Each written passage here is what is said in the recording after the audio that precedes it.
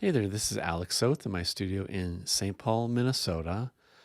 It's been a long time since I've posted one of these videos. It was actually a year ago at this time, end of 2024, where I had a little burst of energy and posted a couple of videos. And at that time, I was feeling strangely optimistic, not about the world necessarily, but just about my own creative practice. And then things got seriously derailed, and the world got derailed even more, it seems like. But one of the things that seemed to be happening was that the derailment of the world was coming closer to home, I guess. I think about all these shootings of late, all these shootings in the US and school shootings. And this was the year where a school shooting happened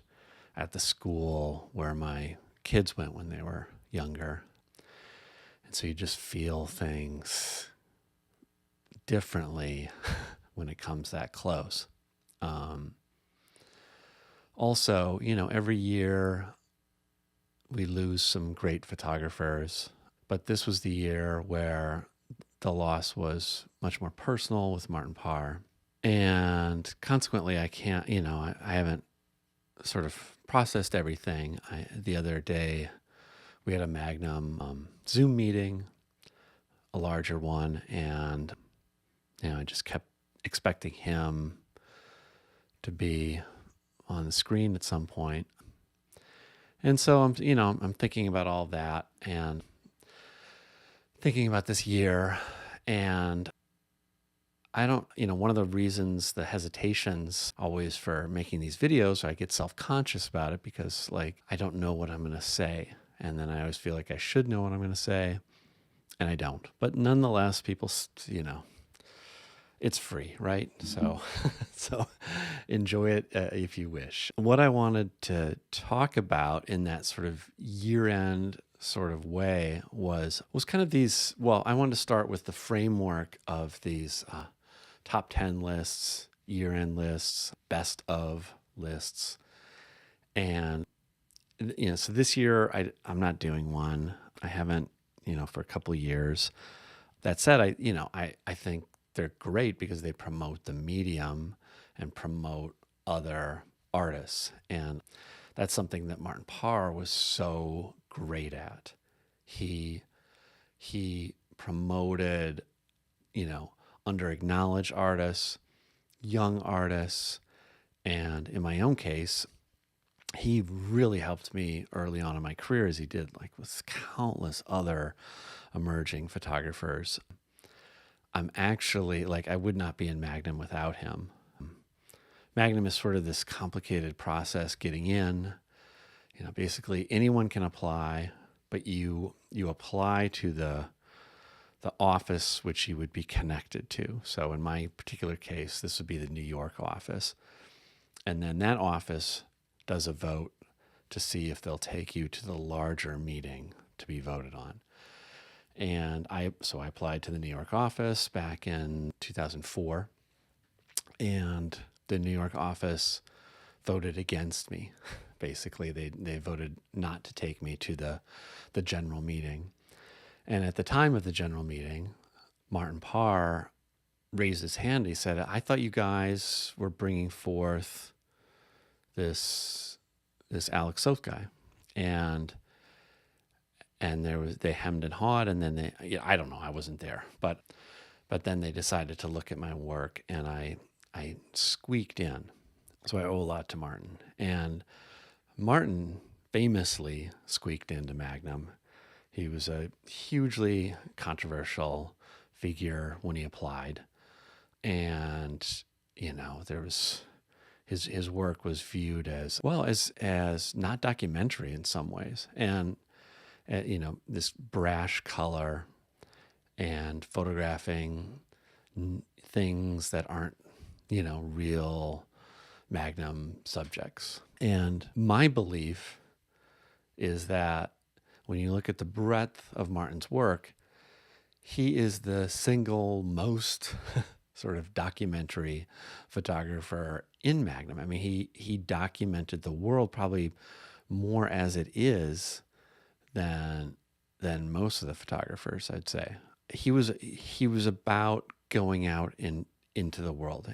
Like I once talked to him about what defines Magnum photographers, and for him it was that it was really about going out into the world, which is not to say there aren't photographers that he totally admires within the organization that are more inward looking, but it was this belief in going out and finding things. Martin was always so forward looking, so outward looking. He would go out and he would press on forward, and he was not mopey. That was the thing, not having him in that meeting and not having him in photography now, is that he wasn't cynical. He never thought photography was dying, or that this technology or that technology was killing photography. He was just pressing on, moving forward. And we need that energy. I mean, ironically, I am mopey and I am inward looking, and I'm not always pressing forward. I'm often, regressing backward, I guess. And so be it. I mean, one of the things I always remember early on with Martin was this. He and I had dinner, totally unpretentious, the two of us in the most just random restaurant. And, I was like, oh, I'm sitting with Martin Parr. But he was just so normal. And he just kind of he put into perspective for me that being a photographer is, is being an author.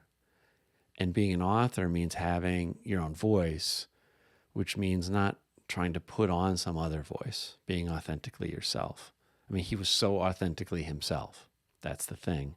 And it allowed me in time, to learn from him and to know that I don't have to buy a fancy suit to go to the opening, but it doesn't mean I'm going to wear, sandals like Martin, but I'll, we're our own people, and that's kind of what makes for a distinctive voice. Anyway, with that said, I wanted to talk about my favorite Martin Parr book, and make a distinction between the best and the favorite. And the thing about Martin is that, he was one of these compilers of lists in many ways. He did the great history of photobook. Let me, oof. I'm not going to show this thing. It's too heavy, but amazing, 3-volume set, so important. But within it are selections that are just books Martin likes. So there's definitely historical, hugely important kind of consensus building of the great photo books of all time. But also in there are Martin's personal tastes. I'm just going to show one that's in volume 2, I believe, or maybe it's volume 3. I'm not sure, but it's this book of his, and it's hard to read here. It's called America's Favorites, and it's just a book of America's favorite foods. And this is such a Martin Parr book, and he put it in the history of the photo book. And I kind of love that. I guess what I'm interested in is, favorites rather than best. And because best is an averaging out of a bunch of people's opinions. And I'm more interested in the individual opinion. And the individual opinion is usually informed by, circumstance and the context with which that individual experienced something. So I think, the collective wisdom is that The Last Resort is probably Martin's best book or most important book or what have you. And I love this book. And if I were to recommend that someone buy just one Martin Parr book, this would be it. I love everything about it. These pictures, the bored couples, the harsh flash, these lonely babies and children that are kind of caught up in the madness of consumer society, this fantastic 80s design element. It's usually one per page like this, but then you have these graphic elements, and then there's the last picture, which is the one, incidentally, that when I did a trade with Martin, this is the picture I wanted. So this is my favorite Martin Parr picture, or would I say it's the best Martin Parr picture? I have no clue, but I love this image so much. But today, on this very day, it's not my favorite Martin Parr book. So, and I was thinking about this, and I plucked a couple that were near favorites. So this is one, Sign of the Times. So this was a collaboration with Parr and Nicholas Barker, and it was related to this British like reality TV show. The show, I guess, so it was published in 1992. I'm not exactly sure when the show aired, but sort of an early reality TV show. And one of the things I love about this book, the thing I really love about this book is this use of text. I particularly like this one. Alec has shown good taste once. That was when he married me. So it's these quotes from people. It's really reminiscent of Suburbia by Bill Owens, with these wonderful texts and just such humdrum, ordinary elements. But as you can see, with time, it becomes an amazing document of what the world looked like in 1992 or 1988 or whenever these pictures were taken. It's a great book, and I personally love it for the incorporation of the text. A more recent publication, which does something similar, was this one, Black Country Women. This, I believe, is from 2017 or something like that. I'm just making it up. So the thing about Martin's pictures is they're often, people often describe them as kind of mean. And there's nothing mean about this book. Maybe The Last Resort, had some of that, a little more laughing at the world. But certainly The Sign of the Times and Black Country Women, there's something really affectionate about it. And so this book is essentially it's like a small town magazine talking about this region, the Black Country, and you have advertisements, and you have these kind of fashion profiles, which are there are true documents. And there's really, the thing about Martin is he's not from the Black Country, but he's one of these people. And he's so British, and it's a loving tribute. I'll show you my favorite picture in here. So there's basically not like a good photograph in here. That's a little harsh. It's not like a great photograph. It's not about that. But this is the one, the comfiest chair in the Black Country. I just love this so much. And because, Martin could appreciate comfort as well. So it's a very funny book. Uh, there's this spot the difference game. You're supposed to spot 5 different things between these 2 photographs.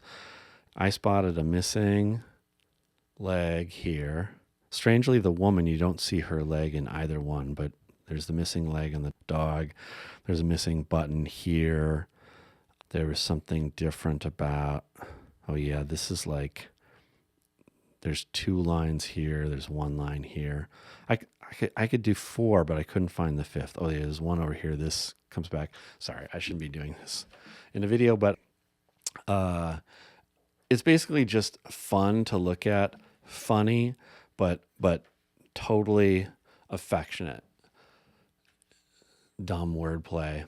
So I thought, this is my runner-up for my favorite Martin Parr book of all time right now. But the one that really came to mind, wait, before I show my favorite photo book, I'll show you my least favorite Martin Parr photo book. And that's this one. So this is this book, Parking Spaces, and he signed it to me so that if I opened it, you lose all the value of the book because his signature is gone. It says open and destroy.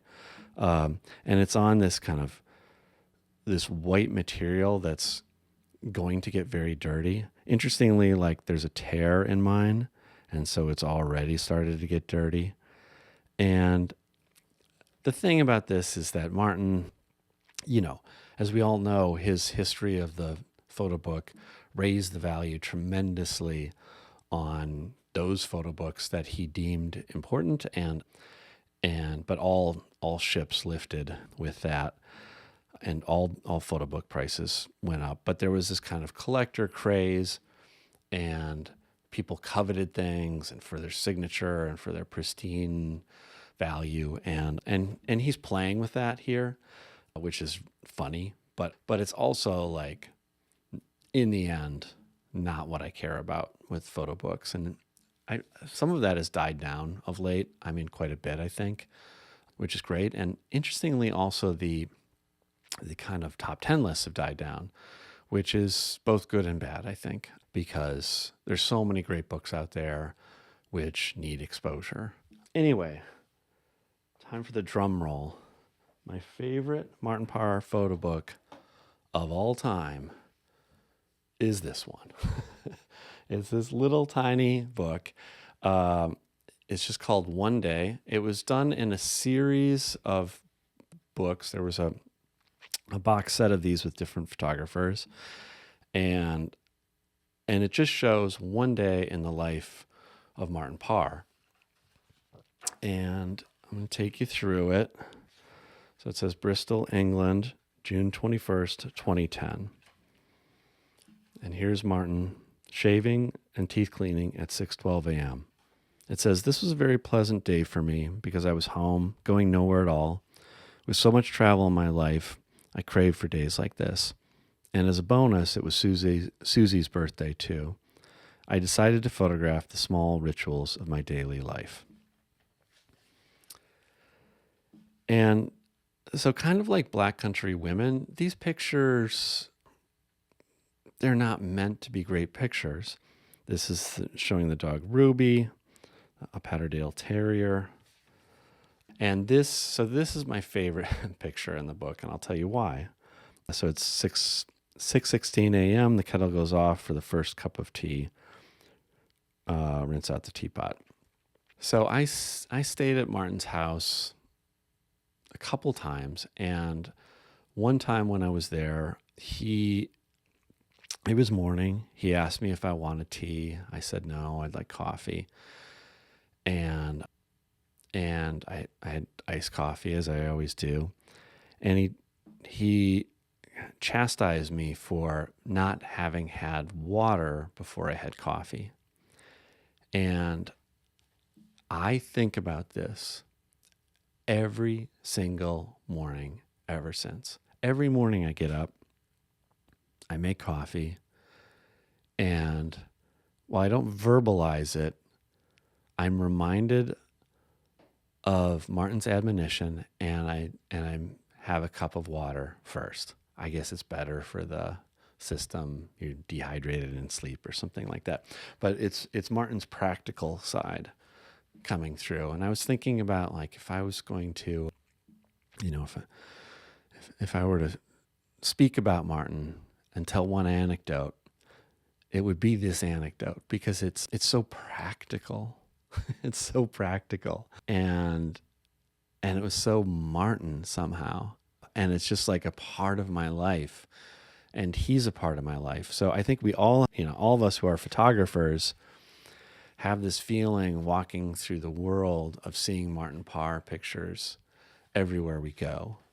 These sort of ridiculous pictures of people doing selfies and sort of things like that. But I carry this little bit of wisdom from Martin, and then 1,000 other pieces of wisdom about how to continue a career in photography beyond just taking pictures, about experimentation and collaboration. He taught me so much. But here's a picture of Susie getting the mail. He says, "I'm addicted to photography books, and they arrive every day." So it's just like a glimpse at his real life, the way it was. And even this is what I mean, like his documentary skills. I mean, he didn't try that hard. He was just straightforward. And this is like the one picture that looks like a Martin Parr picture, right? Oops. Hello. It's of the salmon he was cooking for dinner with friends that night. His dishes. I kind of like this because, there's probably people out there who think legendary photographer, they picture a mansion and everything immaculate. And, it's just like a regular life ending with a cup of tea before bed and then his pills. So I love that book because it's personal. It's my experience. It's like I spent time in that home. I spent time with Martin. That shapes my experience of something. And to me, that's what's interesting. Like, I want to see books that other people have been affected by and why they were affected by it. I'm less interested in, we've polled 10,000 people and the majority of them have decided that this film is the best film of the year, that kind of thing. And so with that, I will transition into my favorite photo book of the year. So a few weeks ago, I was in Ningbo, China, and had the opportunity to visit Jiazi, which was really like a profound experience. Jiazi is a bookstore / coffee house / publishing house. It's actually a publishing house mentioned multiple times in an even heavier book done in collaboration with Martin Parr on the history of the Chinese photo book. So they have a couple of their books mentioned, but it's been through a lot of ups and downs. And the owner, Yan Yu, he's become a real hero of mine. This was shortly after Martin's passing, and, feeling down about having this forward momentum in photography. And then here's this guy in China who's made unbelievable sacrifices and is just, carrying the ball down the field. And it was really inspirational. Anyway, he handed me a book that they'd recently done. This little tiny book, really light, and I was very happy that it was light because I had too many books at that point, and threw it in my suitcase and didn't really look at it until I got home. And then I looked at it and was sort of, charmed by the cover and the physical quality of it, because it feels like newsprint. It feels really light. And what is this thing? It's just called Touch 214. And so I'm going to give you an authentic sense of my first read of this. Okay. So I took the book. I was like, oh, feels good. I'm interested. And Yanyu really likes this. So I'm going to give it some attention. And I flip the cover like this. Okay. Touch 214. No other information. Is there an author? What's going on here? Okay. This picture. So I'm not a big fan of dead animal pictures. Just putting that out there. And to start with one, not a particularly strong one, I was like, ugh, I don't know. Okay, grandparents with the dead chicken, eggs. I'm also never a fan of people holding things for a picture. Ironic as I hold this little book this way. So I'm like, this is not off to a good start. And then we get a picture, like a grandparent picture, more grandparents. Here's the photographer photographing the grandparents. Then we see the picture he was taking. Okay, that's interesting. I'm curious. We go inside the house of the grandparents. Okay, this is going to be a grandparent's tale. Looks like it's, perfectly good book, but it's not going to rock my world. It's not going to be certainly my favorite book of the year. But I'm like, what's going on here? Like, what makes this book special? That Yanyu, who I, really admire, would say this. And so then I go back here, try to get some information. And then I see this editing, design, all this information. Still a little confused about who the photographer is. And then I see notes to the pictures. But I'm confused because this picture is not the first picture. And it says, in a family like mine, I miss you is an expression that is almost impossible to come up with, but sometimes I really do. And it goes like this. I'm like, oh, that's confusing. And then there's just details without any text to the pictures. Are these pictures related to these? Or are they just completely separate pictures? I was confused. And then I keep looking for the name of the artist and all that. I go back here and I'm like, wait a second. That's the first picture. Hey, wait, that's the second picture. That's the third picture. So this is backwards, okay? Okay, so that's kind of interesting. What's going on there? And then thinking about this 214, and I'm like, oh, these things are out of sequence. There's something about time and being out of sequence. So then I did a deeper dive, and I looked at the pictures, and they got more exciting and bewildering as I went. And I read the text, and the thing really started to come alive for me. Then I did a couple more looks at the book, and then I went online and got more information. And I realized that 214 is the name of the artist. The book is called Touch. His name is 214. And in fact, weirdly, I judged a photography contest in Japan in 2017, and he was an honorable mention for that contest. I didn't remember the pictures in that way initially when I saw this, but I was like, all right, 214. It's 214 or 214. I wasn't sure. And okay, I'm getting more and more interested. And I'm reading some stuff online, a little bit of stuff online about the book. And then so I decide to just reach out to 214.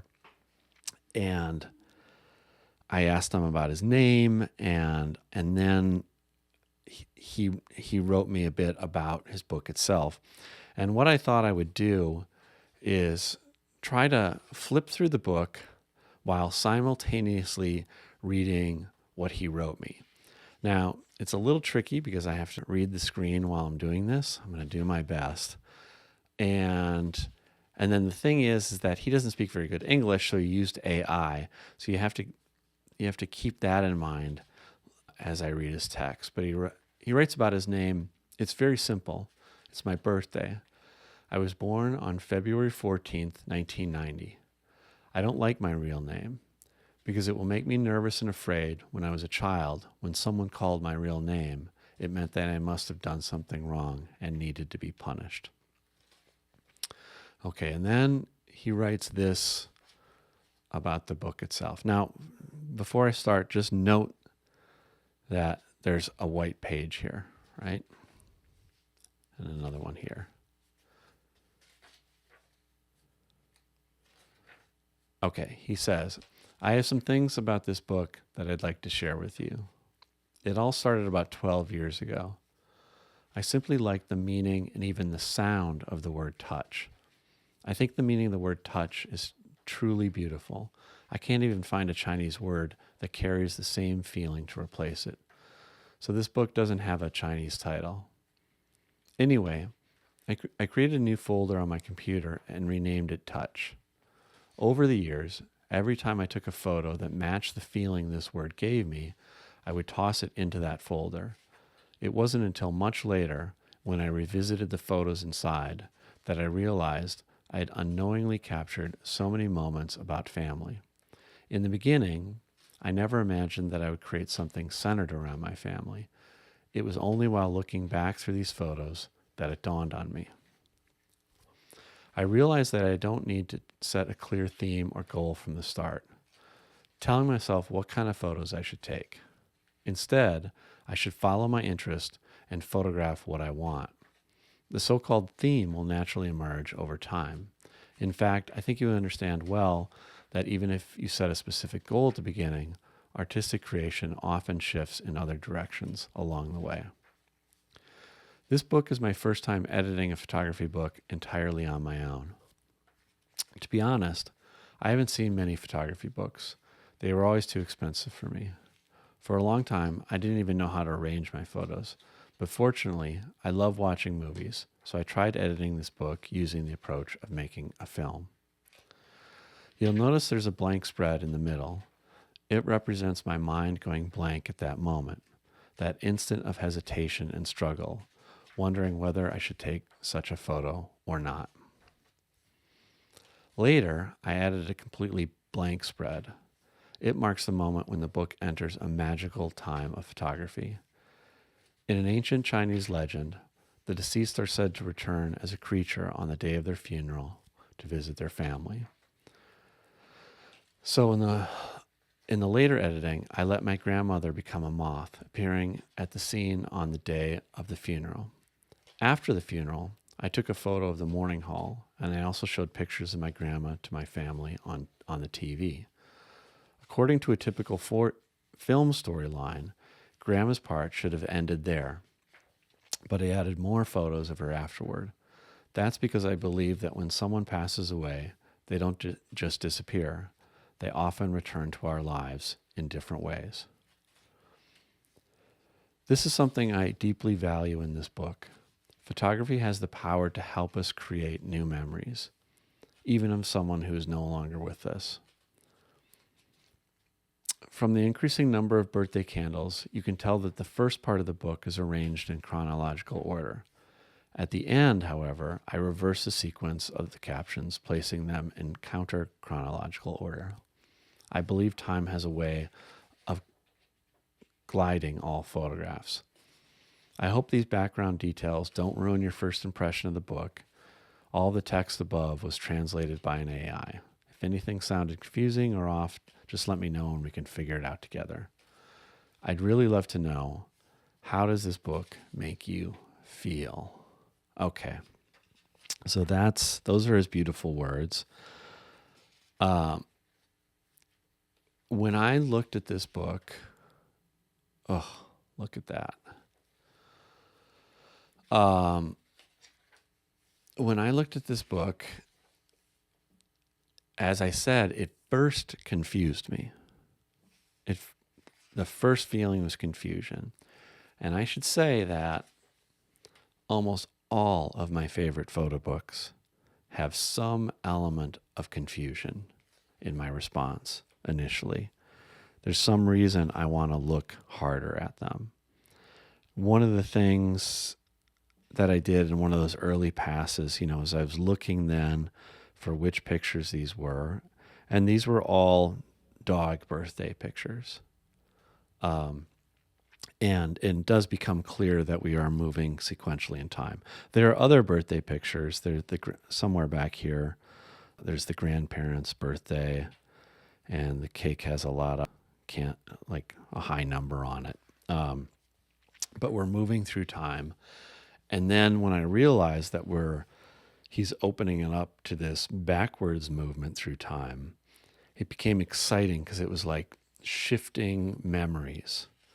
And memories are, of course, live in here. They live in the brain. But touch, this stuff down here, is this physical thing. And what he's trying to do is touch things, have this physical memory, but then have it shift around in the brain. At least that's the way I see it. And so, for me, photography so often is about consciousness. It's about how we translate the world through the eye and into the brain. And I have this feeling here, but it's linked to domestic memory, to home, to the touch of a dog, the feeling of skin, the smell of food, all of this. And of course then death. And here's the black spread and the moth that he referenced. So it's not heavy-handed. And here is the showing of the photographs that were mentioned to the family. And so it also becomes, a book about photography itself. But it's not, it's not too meta. I mean, it's funny then we move to this TV screen with a totally different image on it. Oh God. This sequence just ripped my heart out. So we have all these dog birthdays. We get to know the dog. And then there's this abandoned dog on the side of the road. We come closer. Just heartbreaking.